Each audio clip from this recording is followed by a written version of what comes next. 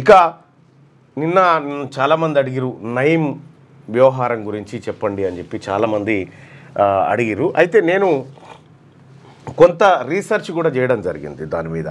ఏం జరిగింది, నయీం డైరీలో ఏముంది, ఏం జరిగింది అనేటువంటి అంశాన్ని రీసెర్చ్ చేయడం జరిగింది. అయితే అది చాలా పెద్ద మిస్టరీగా ఉంది. ఆ చాలా పెద్ద మిస్టరీ వెనకాల ఎవరున్నారు, అసలు నయీంను చంపింది తెలంగాణ పోలీసులేనా, మరి తెలంగాణ పోలీసులు అయితే వాళ్ళకి తెలుగు ఎందుకు రాలేదు, సో ఇట్లా అనేకమైనటువంటి అంశాలు కనిపిస్తూ ఉన్నాయి దాని వెనకాల. ఇక నయీంతోనే అంటగాగిన వాళ్ళైతే ఇప్పుడు చాలామంది ఉన్నారు చట్టసభలలో. చాలా పెద్ద పెద్ద తలకాయలు ఉన్నాయి, మా సభలోనే పెద్ద తలకాయలు ఉన్నాయి. అయితే విషయం ఏంటంటే కరెక్ట్గా మనం నయీం హత్య గురించి మాట్లాడుకోవాలంటే ఒక సినిమా స్టోరీ, ఒక థ్రిల్లర్ స్టోరీని తలపిస్తుంది. గుజరాత్ రాష్ట్రానికి నయీం హత్యకి ఏం సంబంధం ఉంది, ఏం జరిగిందనేది ఒకసారి చూద్దాం. ఇక్కడ ఆడ నోట్బుక్ పెట్టిన రేపు నా టేబుల్ మీద. ఇక్కడ కేశుభాయ్ పటేల్ అని గుజరాత్ ముఖ్యమంత్రిగా ఉండే కేశుభాయ్ పటేల్ ముఖ్యమంత్రిగా ఉన్న అప్పటికి నరేంద్ర మోడీ గారు ఆర్ఎస్ఎస్ కార్యకర్తగా ఉన్నాడు. అప్పటికి ఆయనకు రాజకీయాలతో పెద్దగా సంబంధం లేకుండే. అయితే కేశుభాయ్ పటేల్ గారు ముఖ్యమంత్రిగా ఉన్న సమయంలో హరేన్ పాండ్యా అని కేశుభాయ్ పటేల్ గారికి చాలా నమ్మకస్తుడైనటువంటి వ్యక్తి. ఆయన హోంశాఖ మంత్రిగా ఉన్నాడు. హరేన్ పాండ్యా, కేశుభాయ్ పటేల్ వీళ్ళిద్దరూ ప్రధానమైనటువంటి అనుచరులుగా భారతీయ జనతా పార్టీలో కీలకమైనటువంటి స్థానంలో ఉన్నారు. ఇటువైపు 2001లో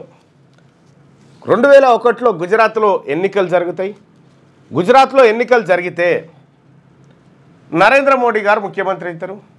నరేంద్ర మోడీ గారు ముఖ్యమంత్రి అయిన తర్వాత ఈయన ముఖ్యమంత్రి కావడం ఈ హరేన్ పాండ్యాకు, కేశుభాయ్ పటేల్కు అంతగా ఇష్టం లేకుండే. అయినప్పటికీ కూడా నరేంద్ర మోడీ ముఖ్యమంత్రి అయిన తర్వాత కేశుభాయ్ పటేల్ వర్గానికి చెందినటువంటి ఇది కాదు notebook Keshubhai పటేల్కు అనుచరుడైనటువంటి Haren పాండ్యాను revenue minister చేస్తాడు. రెవెన్యూ మినిస్టర్ చేస్తే హరేన్ పాండ్యా ఏం చేస్తాడు, నరేంద్ర మోడీ నాయకత్వాన్ని అంగీకరించక రాజీనామా చేసేస్తాడు. రాజీనామా చేసి అప్పటికే 2002లో గోద్రా అల్లర్లు జరుగుతాయి. గోద్రా అల్లర్లు జరిగితే ఆ అల్లర్లో నరేంద్ర మోడీ అలసత్వం వహించిండు. నరేంద్ర మోడీ గారు ఈ అల్లర్లను ప్రేరేపించిండు అనేటువంటి విధంగా ఈయన హరేన్ పాండ్యా ఆరోపణలు చేస్తాడు.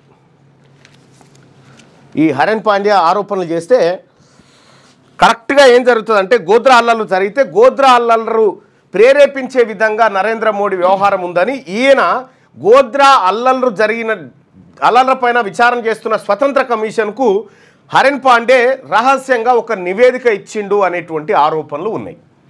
దాంతో ఏం జరిగిందంటే ఈ హరేన్ పాండ్యా అంటే కేశుభాయ్ పటేల్ వర్గం వర్సెస్ నరేంద్ర మోడీ వర్గంగా మారిపోయింది బీజేపీలో. అప్పుడు నెక్స్ట్ జరిగినటువంటి ఎన్నికలు నాటికి హరేన్ పాండ్యాకు అసలు టికెటే రాదు. నరేంద్ర మోడీ సూపర్ పవర్గా గుజరాత్లో ఉంటాడు భారతీయ జనతా పార్టీలో. హరేన్ పాండ్యాకు అసలు టికెటే రాదు. హరేన్ పాండ్యా ఒకరోజు ఎప్పుడంటే అది 2004-05 అప్పుడు సాధారణంగా వాకింగ్ పోతే హరేన్ పాండ్యా పైన కాల్పులు జరుగుతాయి. కాల్పులు జరిగి అక్కడికక్కడే చనిపోతాడు ఆయన. అక్కడికక్కడే చనిపోయిన తర్వాత ఇది చాలా పెద్ద సంచలనం రేపుతుంది. ఇది నరేంద్ర మోడీ గ్రూప్ చేసినటువంటి హత్య అనేటువంటి ఆరోపణలు ఆ రోజు విపక్షాలు కూడా చేసినాయి. కేశుభాయ్ పటేల్ లాంటి వాళ్ళు కూడా అందరూ ఇదే అనుకున్నారు అప్పుడు. అయితే విషయం ఏంటంటే ఆ హత్య చేసినటువంటి వ్యక్తి ఎవరైతే ఉన్నారో హరేన్ పాండ్యాకు సంబంధించినటువంటి వ్యక్తి, ఆ వ్యక్తి నయీంకు తెలిసినటువంటి వ్యక్తిగా చర్చ జరిగింది. హరేన్ పాండ్యా హత్య కేసు విచారణలో నయీం పేరు ప్రస్తావనకు వచ్చింది. ఏది మనం అనుకుంటున్నటువంటి నయీం పేరు వచ్చినటువంటి సందర్భంలో నయీంని కొంతమంది వాడుకొని ఆ హత్య కుట్రలో భాగం చేసిరు అనేటువంటి ఆరోపణలు ఉన్న నేపథ్యంలో సోహ్రబుద్దీన్ నరేంద్ర మోడీ ఆ తర్వాత ఈ ఎవరైతే కొంతమంది గోద్రా అల్లర్లకు కారణమయ్యారో వాళ్ళ మీద ప్రతీకార చర్యకు దిగుతా ఉన్నాడు సోహ్రబుద్దీన్ అనేటువంటి ఆరోపణలు ఆయన మీద ఉన్నాయి. ఉన్నప్పుడు నయీంని కొంతమంది సీక్రెట్ పర్సన్స్ అప్రోచ్ అయ్యారు, సోహ్రబుద్దీన్ను ఎన్కౌంటర్ చేయాలి, పట్టుకోవాలి, అది నీ వల్లనే అవుతుంది అని చెప్పానంటే నయీం ట్రై చేసి సోహ్రబుద్దీన్ను, ఆయన భార్యను, ఇంకొక ఆయన అనుచరుడు ప్రజాపతిని, ఈ ముగ్గురిని హైదరాబాద్కు పిలిపిస్తాడు. హైదరాబాద్కు పిలిపిస్తే హైదరాబాద్లో 10 రోజుల పాటు వాళ్ళు నయీంతో కలిసి ఉంటారు. ఈ ముగ్గురు నయీంతో కలిసి ఉంటారు. నయీంతో కలిసినటువంటి సందర్భంలో 10 రోజులు ఇక్కడ ఉన్న తర్వాత వాళ్ళని సంగీత్ ట్రావెల్స్ బస్సులో హైదరాబాద్ నుంచి సాంగ్లీకి పంపించడం కోసం వాళ్ళని బస్సు ఎక్కిస్తాడు, టికెట్లు బుక్ చేసి పంపిస్తాడు. కరెక్ట్గా జహీరాబాద్ కాడికి పోగానే యాంటీ టెర్రర్ గ్రూప్కి సంబంధించినటువంటి పోలీసులు జహీరాబాద్ కాడ బస్సు ఆపి సోహ్రబుద్దీన్, ఆయన భార్య, ఆ తర్వాత ప్రజాపతి, ఈ ముగ్గురిని బస్సు దించి సోహ్రబుద్దీన్ను ప్రజాపతినేమో గుజరాత్లో ఉన్నటువంటి ఒక ఫామ్ హౌస్లో నిర్బంధించారట. సోహ్రబుద్దీన్ గారి భార్యను మరో చోటికి తరలించారు, అంటే వాహనాలలో తీసుకుపోయి ఆ ఏడైతే ఆడ ఫామ్ హౌస్లో నిర్బంధించారో ఆ తెల్లారే ఒక నడివీధిలో సోహ్రబుద్దీన్ ఎన్కౌంటర్ శవమై కనిపించాడు. పోలీసులు ప్రకటించారు ఆయన ఎన్కౌంటర్ చేసినామని. ఆ తర్వాత ఈ సోహ్రబుద్దీన్కి సంబంధించినటువంటి హత్య ఎవరైతే సోహ్రబుద్దీన్ పట్టుకున్నారో ఆ వివరాలు ఆ భార్యకు, తర్వాత ప్రజాపతికి, ప్లస్ వీళ్ళని దోలిచ్చినటువంటి వీళ్ళని ఎవరు పట్టుకోపోతున్నారో ముందే తెలుసు కదా ఎవరికి, నయీంకి. అయితే వీళ్ళకు మాత్రమే తెలుసు దీనికి సంబంధించి. ఇక్కడ ఏం జరిగిందంటే నరేంద్ర మోడీ గారు ఆ రోజు 2001లో సీఎంగా ఉన్నప్పుడు హోంశాఖ మంత్రి అమిత్ షా, హిరేన్ పాండ్యా హత్య జరిగిన నాటికి అమిత్ షా గారు హోంశాఖ మంత్రి, ఆయన మీద ఆరోపణలు వచ్చినాయి. అయితే ఈ ముగ్గురికే తెలుసు కదా ఇక ఆయన ఎన్కౌంటర్ చేసిరు. ఎన్కౌంటర్ చేసిన మరుసటి రోజే సోహ్రబుద్దీన్ భార్యను అసలు ఎక్కడ ఆనవాళ్ళు లేకుండా ఖతం చేసేసారు, ముక్కలు ముక్కలుగా ఖతం చేసేసారు. ఆ తర్వాత ఇతను తప్పించుకొని పోయాడు ప్రజాపతి.